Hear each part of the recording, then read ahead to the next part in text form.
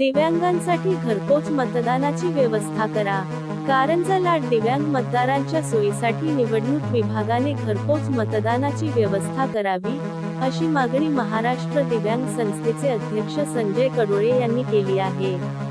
अनेक दिव्यांग नागरिक दुर्धर आजारांनी ग्रस्त असून त्यांपैकी बहुतांश अंध, मूकबधिर, अस्थिव्यंग तसेच मतिमंद मनोरुग्ण या श्रेणीत मोडतात.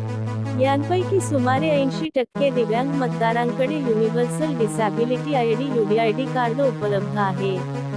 नोकरदार दिव्यांगांना वगळता इतर सर्व दिव्यांग बांधव संजय गांधी निराधार मानधन योजनेचा लाभ घेत असून त्यांची नोंद तहसील कार्यालयातील संजय गांधी विभागात मोबाईल क्रमांकासह उपलब्ध आहे.